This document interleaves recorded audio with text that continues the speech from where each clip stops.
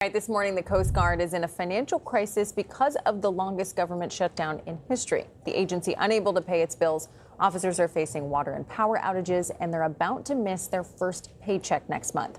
CBS News Homeland Security correspondent Nicole Sganga spoke exclusively with the Coast Guard Commandant, who compares the situation to a horror movie. This is incredibly frustrating. Admiral Kevin Lunday says he's had enough. After 75 days shut down, the U.S. has run out of emergency funds to pay the U.S. Coast Guard, including active duty military, and to pay its bills. We have over 6,000 utility bills that have been unpaid because DHS is not funded. And so now we're starting to see electricity, water, natural gas, other services shut off that are impacting not only our operational units and bases where our people work, but starting to impact where people live. Members of the Coast Guard going around with flashlights until the lights can be turned back on. It seems like a horror movie, but it's actually happening. It's almost unbelievable. These are Coast Guard stations that are standing by to respond to search and rescue missions, and the lights are shutting off. That's exactly right. They launch 24/7, 365, and suddenly the lights go out or they don't have water. Admiral, I think a lot of Americans would be pissed to hear this is happening. Furious. About 1/3 of the roughly 45,000 active duty Coast Guard members are reassigned every year. But advance pay for those moves has now been suspended. Right now, they're not getting those advances. So they're putting those thousands of dollars on credit cards. They're depleting their savings. They're taking out loans that they can't afford. Let me get this straight. They're going into personal debt to follow orders. Yes, that's exactly right. Jessica Manfrey has been a Coast Guard spouse for 18 years. That fear that they're not going to come home is just magnified because they don't have everything that they need. They're wondering, am I going to get paid? Is my family going to be okay? More than 300 members of the U.S. Coast Guard are deployed in the Middle East amid the war with Iran. It's unfathomable, and it's not something that anyone should have to weather, let alone someone who is willing to lay down their life for this country. Should this happen in America? Never.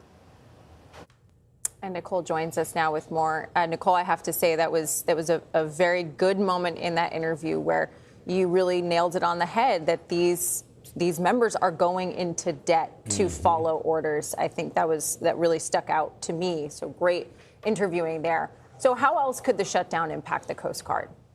Yeah, Kelly, thank you so much. And there are so many ways that this shutdown is now affecting members of the U.S. Coast Guard, which again is the only military service branch that is under the Department of Homeland Security. Everyone else, of course, under the Department of Defense or the Department of War. Now, right now, the Coast Guard has had to suspend more than 30 of their national security training exercises. And this comes ahead of major events that the Coast Guard plays a key role in protecting, like the World Cup and the America 250 celebrations. Folks might also not know that the Coast Guard is in charge of approving all of the mariner credentials. So the crews that crew commercial vessels throughout the United States that move over $5 trillion in commerce every year in our waterways. There are 19,000 credentials waiting to be greenlit, and that represents about 10% of the maritime crew workforce. So those are just waiting. The Coast Guard also greenlights bridge permits. There are more than 50 permits that are just suspended right now, which is stalling major infrastructure projects nationwide. And in addition to that, it's just the uncertainty, the fear of the unknown. So many Coast Guard families reaching out to me saying, not only are we worried about how we're going to put food on the table, but we've had to cancel our vacation, cancel our kids' summer camp as we watch members of Congress take their vacations. Nicole, really appreciate that exclusive interview. Thank you. Thank you.